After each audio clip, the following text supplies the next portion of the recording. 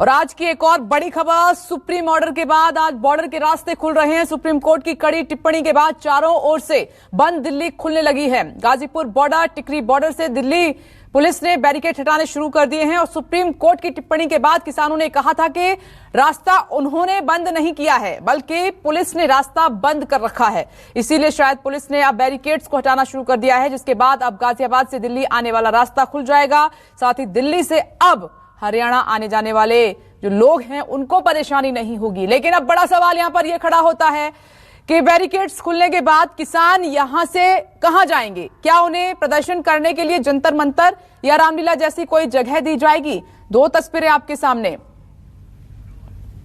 Ghazipur border की यह तस्वीर बहुत लोगों को सुकून दे रही होगी, क्योंकि 11 महीने से जो सड़क बंद थी उसे खोलने की कवायद शुरू हो गई है। अब ये सड़क खुलने से यातायात कितना सुचारू हो पाएगा, इसमें भी अभी आशंका है, क्योंकि ये वो हाईवे है, एक्सप्रेसवे है, जिस पर किसानों का मंच अभी भी लगा हुआ है। तो ये दरअसल कोशिश ये है कि दिल्ली पुलिस ये कहेगी कि हमने अपना रास्ता खोल दिया, अब किसानों की बारी है। पहले किसान कह रहे थे कि हमने अपना रास्ता खोल दिया है, दिल्ली पुलिस की बारी है। तो अभी जहां हम खड़े हैं ये NH9 एक्सप्रेसवे, यहां पे जो ब्लॉकेट्स लगे थे उसे दिल्ली पुलिस हटा रही है। जैसा मैंने पहले बताया, इसी पर किसान आंदोलन का मुख्य मंच है। तो अब दबाव ये होगा, जब ये यहां से ब्लॉकेट हटने के बाद अब किसानों पर दबाव होगा। दूसरी बात कि इसके जो दिल्ली से यूपी जाने वाली सड़क थी पहले से, वो सुचारू रूप से चल रही है, वो खुली हुई है। इधर का आप मैं दिखाऊं, दूसरी साइड में हाईवे के दोनों तरफ स्लिप रोड्स जो हैं वो बंद हैं अभी भी। तो अभी तो शुरुआत है ब्लॉकेट हटाने की। उम्मीद की जानी चाहिए कि ब्लॉकेट पूरी तरह से हट जाएगा और न केवल हाईवे का ब्लॉकेट हटेगा, सर्विस लेन का भी ब्लॉकेट हटेगा। और उसके बाद जो किसान कह रहे थे कि हमने भी रास्ता अपने हिस्से का खाली कर दिया है, वो भी रास्ता खाली करेंगे। क्योंकि अगर केवल दिल्ली पुलिस रास्ता खाली कराती है, करती है, तो केवल इतना भर से बात बनने वाली नहीं है। कैमरामैन धीरज ठाकुर के साथ प्रभाकर मिश्रा, न्यूज़ 24, गाजीपुर बॉर्डर। और वहीं बैरिकेड हटा रही पुलिस का क्या कहना है? डीसीपी प्रियंका कश्यप से बात की है संवाददाता प्रभाकर मिश्रा ने, सुनिए उनको। करीब 11 महीने बाद गाजीपुर बॉर्डर से, एक्सप्रेसवे से पुलिस बैरिकेड हटाए जा रहे हैं। एक अच्छी तस्वीर है, जो लोग भी देख रहे होंगे उनके चेहरे पर मुस्कुराहट आ रही होगी। हमारे साथ प्रियंका कश्यप हैं, डीसीपी ईस्ट हैं।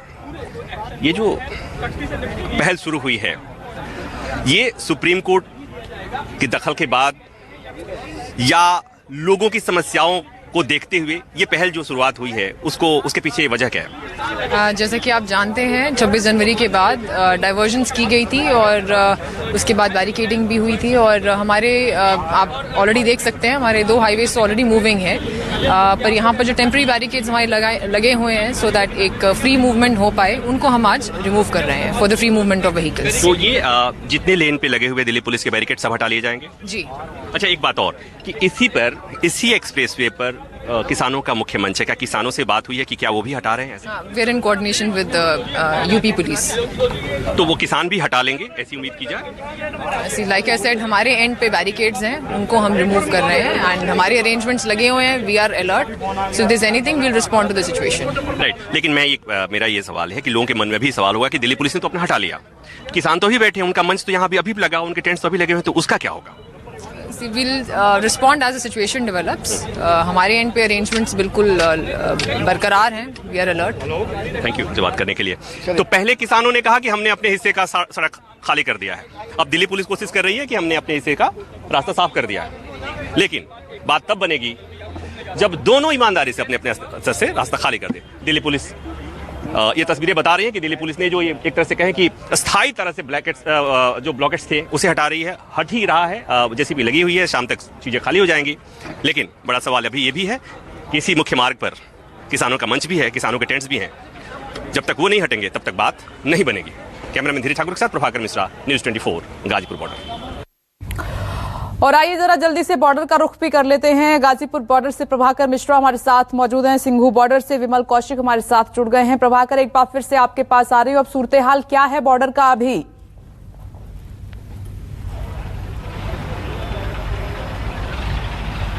विपनेश, एक दो उधर भी तीन जेसीबी लगातार काम कर रही है और आप देख रही हैं ये जेसीबी यहाँ से जो ब्लॉकेट्स के बीच में सीमेंट भर दिया गया था तो उससे इस ब्लॉकेट्स को खाली कराया जा रहा है। तो ये अभी की तस्वीर ये है।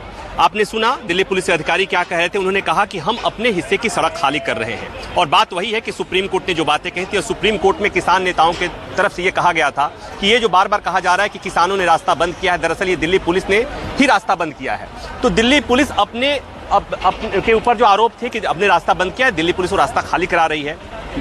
और एक दूसरी बात, यहाँ की तस्वीर एक और मैं दिखाऊं कि यहाँ रास्ता जो खाली करने की प्रक्रिया है उसका वीडियोग्राफी भी हो रही है। आप ड्रोन देख सकती हैं हमारे ठीक पीछे। दरअसल ये सबूत भी देना है सुप्रीम कोर्ट के सामने। दिल्ली पुलिस कहेगी कि माय लॉर्ड्स, हमने तो अपना काम कर दिया, हमारा कोई दोष नहीं है, क्योंकि इसी रास्ते पर किसानों के टेंट्स अभी भी हैं, मंच अभी भी हैं। तो केवल दिल्ली पुलिस का रास्ता खोलने से इधर के यातायात सुचारू नहीं होने जा रही है। अब बड़ा सवाल यह है कि क्या किसान रास्ता खाली करेंगे? और दूसरी एक बात और मैं कहना चाहूंगा कि जिस तरह से दिल्ली पुलिस ने रास्ता खोला है, उम्मीद ये की जानी चाहिए कि जो बातचीत का रास्ता बंद था सरकार और किसानों के बीच में, उम्मीद ये की जानी चाहिए कि वो रास्ता भी खुले ताकि कोई समाधान निकले और ये प्रदर्शन खत्म हो, किसान अपने घर जाएं। लोग जो दुखी हैं वो केवल इस रास्ते खुलने से बात नहीं बनती, लोकतंत्र में बातचीत से ही समाधान निकलता है। तो ये अभी गाजीपुर बॉर्डर की तस्वीरें हैं। आप देखिए किस तरह से ब्लॉकेट्स हटाए जा रहे हैं और हमारे जैसे तमाम यहाँ पत्रकार जो लगातार 11 महीने से यहाँ की रिपोर्टिंग कर रहे हैं, इस मौके का भी वो कर रहे हैं। और विपरीत से एक बात तो तय है कि जो लोग भी इस इलाके के लोग हैं, इस तस्वीरों को देखकर उन्हें निश्चित तौर पर बहुत राहत मिल रही होगी, क्योंकि घंटों का सुबह का जाम उन्हें सहना पड़ता है। दिल्ली में काम करने वाले अधिकांश लोग इधर ही रहते हैं विपनेश, तो उनके लिए इस तस्वीर निश्चित तौर पर सुकून भरी तस्वीर है। देखिए, गाजीपुर बॉर्डर से प्रभाकर मिश्रा वो तस्वीर आपको दिखा रहे हैं सबूतों के साथ, क्योंकि ऊपर ड्रोन है, नीचे पुलिस है, बैरिकेड्स हटाए जा रहे हैं क्योंकि प्रूफ भी देना है, जैसे प्रभाकर ने कहा। अब जल्दी से सिंघू बॉर्डर आपको लिए चलते हैं, विमल कौशिक वहां पर मौजूद है। तो विमल, सिंघू बॉर्डर पर क्या स्थिति अभी बनी हुई है, कितने बैरिकेड्स हट गए हैं?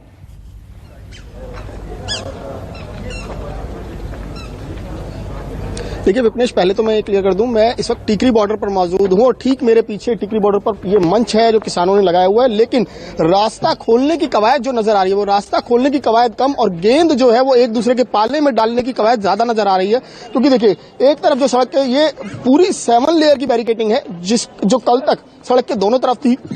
आज सड़क के एक तरफ की तस्वीर पूरी तरह से बदल चुकी है। केवल एक लेयर की बैरिकेटिंग जो सीमेंटेड ब्लॉक्स हैं उनको रखा गया है और इसके अलावा जितने भी आप ये देखिए कि किस तरीके से कंक्रीट की दीवार बनाई गई थी और उस पर ये सरिये से लगाए गए थे, जिससे क्योंकि 26 जनवरी के बाद हालात इतने खराब हो गए थे कि तनाव बहुत ज्यादा बढ़ गया था, जिसको देखते हुए दिल्ली पुलिस ने तमाम जो बॉर्डर्स हैं, खासकर टिकरी बॉर्डर की बात करें या फिर गाजीपुर बॉर्डर या फिर सिंघू बॉर्डर, तीनों ही बॉर्डर्स पर इस तरह के इंतजाम कर दिए थे कि दोबारा से किसान वो ट्रैक्टर लेकर दिल्ली में ना प्रवेश कर पाए। अब मैं सड़क के ठीक दूसरी तरफ की हालत दिखाता हूं कि कल के बाद हालात किस तरीके से बदले हैं। ये देखिए, इस रोड पर भी पूरी तरीके से वही 7 लेयर की बैरिकेटिंग थी। वो देखिए, वो दीवार सामने है जिसको पूरी तरह से तोड़ दिया गया और उसका मलबा अब यहां से हटाया जा रहा है। केवल एक ही लेयर के जो सीमेंटेड ब्लॉक हैं वो लगे हुए हैं, जबकि आपको दूसरी तरफ का जो वो दिखाता हूं, देखिए किस तरीके दूसरी तरफ की तस्वीर है।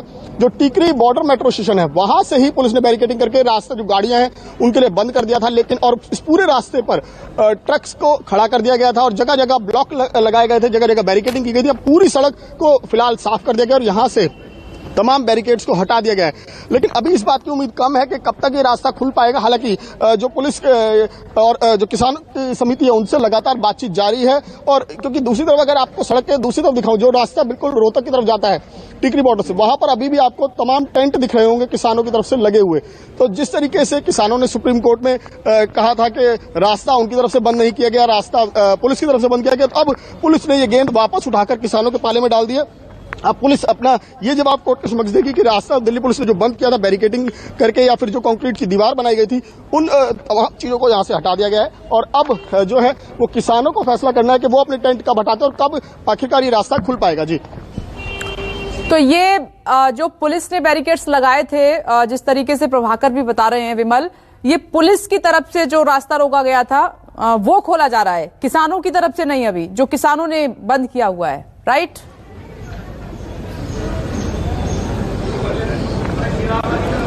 जी बिल्कुल, देखिए पुलिस की तरफ से मैंने जो दिखाया, जो सड़क के दूसरी तरफ नजर आ रहा है, देखिए किस तरीके से लंबी लंबी कीलें लगी हुई हैं, बैरिकेड लगे हुए हैं, सीमेंटेड कंक्रीट की पूरी दीवार बनाई गई है। ये जो व्यवस्था है ये सड़क के दोनों तरफ थी, लेकिन अब ये व्यवस्था केवल एक तरफ है। एक तरफ से तमाम जो कीलें हैं उनको उखाड़ दिया गया है, जो कंक्रीट की दीवार बनाई गई थी उसको हटा दिया गया है, और जो बैरिकेडिंग की थी, पुलिस की कई लेयर की बैरिकेडिंग थी, उसको भी हटा दिया गया। देखिए आपको वो कंक्रीट की दीवार भी टूटी दिख रही होगी, वहां पर अभी भी जेसीबी काम कर रही है। वो जो मलबा पड़ा है उसको हटाने का काम किया जा रहा है। केवल एक लेयर जो सामने नजर आ रही है, ये सीमेंट के ब्लॉक्स हैं, केवल एक लेयर इसको छोड़ा गया है फिलहाल, कि पहले एक बार किसानों से कोई सहमति बन जाए, कोई बातचीत हो जाए, जिसके बाद दिल्ली पुलिस इसको भी यहां से रिमूव कर देगी और रास्ते को खोलने की जो प्रक्रिया है वो पूरी हो पाएगी। लेकिन सड़क के आपको मैं दूसरी तरफ दिखाऊंगा। देखिए अभी भी आपको सड़क के बीच में टेंट्स नजर आ रहे होंगे किसानों के, और खासकर जो मंच है वो भी बिल्कुल सड़क के बीचों बीच बना हुआ है। तो मंच भी यही है और किसानों के वो टेंट भी यही है। तो आखिर ये रास्ता कैसे खुलेगा, ये जरूर जो गतिरोध है उसको लेकर अभी बातचीत जारी है, कि उम्मीद की जा रही है कि जल्द से जल्द ये गतिरोध भी खत्म हो और ये रास्ता पूरी तरह से खुल सके। जी लौटते हैं आपके पास। प्रभाकर मिश्रा आपका शुक्रिया, विमल कौशिक आपका भी बहुत बहुत शुक्रिया। लेकिन लगातार हमारी नजर बनी हुई है जिस तरीके से 11 महीने के बाद आम जनता को राहत मिल रही है, बॉर्डर के रास्ते धीरे धीरे अब खुल रहे हैं, सुप्रीम कोर्ट की कड़ी फटकार के बाद, टिप्पणी के बाद। अब एक और बड़ी खबर नजर हमारे उत्तर प्रदेश पर है। गृह मंत्री अमित शाह लखनऊ पहुंच गए हैं। सीएम योगी ने उनका जोरदार तरीके से स्वागत किया है। गृह मंत्री अमित शाह लखनऊ में बीजेपी की सदस्यता अभियान का आगाज करेंगे, साथ ही पार्टी के नेताओं के साथ चुनाव पर मंथन करेंगे। तो चुनावी रणनीति को धार देने के लिए गृह मंत्री अमित शाह पहुंचे हैं। एयरपोर्ट की तस्वीरें हैं लखनऊ एयरपोर्ट की। जब अमित शाह पहुंचे तो उनका जोरदार स्वागत किया गया। डिप्टी सीएम भी वहां पर मौजूद हैं, दोनों योगी आदित्यनाथ की तरफ से स्वागत किया गया और तमाम मंत्री नेता वहां पर, और सभी का अभिवादन स्वीकार करते हुए स्वागत सत्कार की तस्वीरें। और उसके बाद खबर है कि 2 दिन लखनऊ में ही रुकेंगे गृह मंत्री अमित शाह, और वहां पर क्योंकि आज हमने उस मंच की भी तस्वीरें दिखाई, उस कार्यक्रम की तस्वीर भी आपको देखिए, आपको योगी आदित्यनाथ भी नजर आ रहे हैं जो उनका इंतजार कर रहे थे एयरपोर्ट पर, सबसे पहले मिले और गृह मंत्री का स्वागत किया है। ये देखिए प्लेन से उतरते वक्त की ये तस्वीरें हैं, जब उतरे हैं। चाणक्य कहा जाता है बीजेपी का इन्हें, और जो रणनीति बनाई थी चुनाव को लेकर उसका कमाल आपने 2014, 17, 19 में देखा ही है। अब 2022 की कमान संभालने के लिए उत्तर प्रदेश पहुंच चुके हैं गृह मंत्री अमित शाह। यहां पर कहा जा रहा है कि एक नए तरीके से चुनावी रणनीति बनेगी, क्योंकि 2017 जैसे हालात नहीं है, विपक्ष भी इस बार मजबूत हो रहा है और कुछ साथी जो थे बीजेपी के वो अब समाजवादी पार्टी के साथ जा चुके हैं। तो जाति जो समीकरण है नए तरीके से स्थापित किए जा रहे हैं। तो निर्देश तो होंगे ही, लेकिन रणनीति भी बनेगी और उसको मजबूत करने के लिए आज लखनऊ में। और मानस श्रीवास्तव फोन लाइन पर इस वक्त मौजूद है। मानस, एयरपोर्ट से तो निकल चुके होंगे गृह मंत्री, अब कहां पर हैं? देखिए एयरपोर्ट से निकल चुके हैं और वहां पर उनके साथ मुख्यमंत्री योगी आदित्यनाथ और दूसरे उत्तर प्रदेश सरकार के वरिष्ठ मंत्री मौजूद हैं।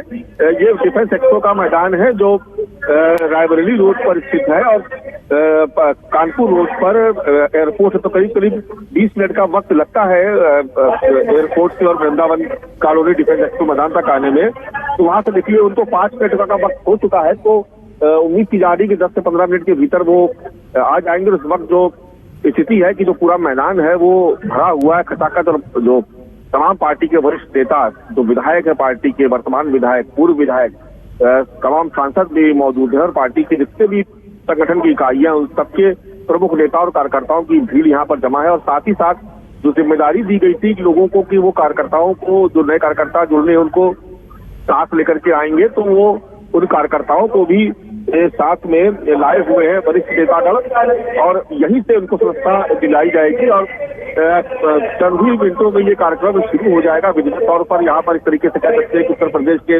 विधानसभा चुनाव का आगाज कर दिया जाएगा, और साथ ही साथ प्रचार वाहनों को भी आज ही रवाना करना है। लिहाजा लगातार एक के बाद एक कार्यक्रम लगे हुए हैं, और सबसे पहले अमित शाह डिफेंस एक्सपो के मैदान पर आएंगे, मंच पे आएंगे, और मंच पर आने के साथ ही वो सबसे पहले सदस्यता अभियान की शुरुआत करेंगे। जहाँ पर जो कार्यकर्ता है ये तस्वीरें लगातार हम आपको दिखा रहे हैं। देखिए आज बीजेपी का बड़ा सदस्यता का अभियान है, मेगा अभियान इसको बताया जा रहा है, जिससे पार्टी से तकरीबन एक दिन में 1.5 करोड़ लोगों को जोड़ने की कोशिश की जाएगी। और उसकी शुरुआत करने के लिए गृहमंत्री अमित शाह पहुंचे हैं। इसके अलावा कई उनकी बैठकें भी हैं, 5 जिसमें से महत्वपूर्ण बैठकें बताई जा रही हैं, जिसमें संगठन के साथ उनकी बैठक होगी। और साथ ही खबर यह भी है, जिस तरीके से मानस हमें जानकारी दे रहे हैं कि कुछ विधायकों के टिकट भी कट सकते हैं। परफॉर्मेंस भी लगातार चेक की जा रही है। मानस, ओवर टू यू। तो कुछ बैठकें बहुत महत्वपूर्ण रहने वाली हैं। मानस,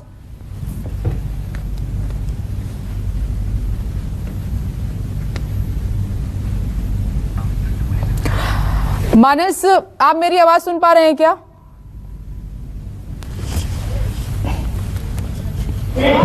जी, आपकी आवाज आ रही है। मानस, पार्टी को तो बड़ा करेंगे ही, क्योंकि अभी सबसे बड़ी पार्टी बीजेपी है और अब क्योंकि नए मेहमान जुड़ जाएंगे, तकरीबन 1.5 करोड़ सदस्य जुड़ेंगे, तो पार्टी और मजबूत हो जाएगी।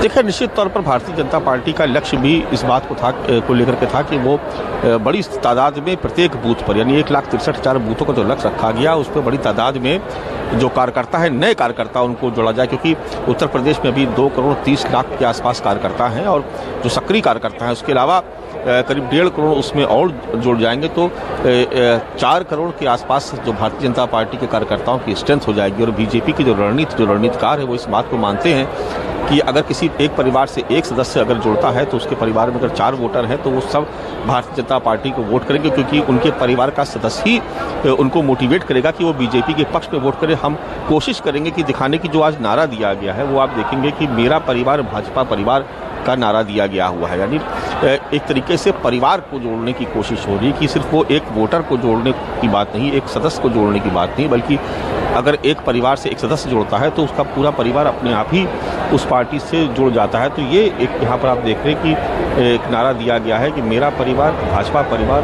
और अमित शाह आज इसकी शुरुआत करेंगे। देखिए, भाजपा से जुड़ने के लिए एक नंबर भी यहाँ पर डिस्प्ले पे लगाया गया है, ताकि मिस्ड कॉल करके उस पर कार्यकर्ताओं को जोड़ा जा सके। देखिए, ये एक अमित शाह का बड़ा पिछले विधानसभा चुनाव में आजमाया हुआ प्रयोग था, जब उत्तर प्रदेश के प्रभारी थे, और बहुत सफल प्रयोग रहा था, क्योंकि उस वक्त लोगों को अंदाज़ा नहीं था कि 325 का आंकड़ा भारतीय जनता पार्टी छू सकती है। वो भारतीय जनता पार्टी जो विगत कई वर्षों से सत्ता में थी भी नहीं, और दूसरे तीसरे नंबर की पायदान पे वो पार्टी हुआ करती थी, जो उत्तर प्रदेश में जो सियासी जंग हुआ। ठीक है मानस, लौट रहे हैं आपके पास, आप नजर बनाए रखिएगा इस पूरे कार्यक्रम पर। एक छोटा सा ब्रेक ले रहे हैं, उसके बाद फिर आपको लखनऊ लिए चलेंगे। नमस्कार, मैं हूं मानक गुप्ता। अगर आपको हमारा ये वीडियो पसंद आया हो तो इसे लाइक और शेयर जरूर करें, और हाँ, हमें सब्सक्राइब और फॉलो करना ना भूलें, ताकि आप देश और दुनिया की कोई खबर मिस ना करें। तो जुड़े रहिए हमारे साथ और देखते रहिए News 24।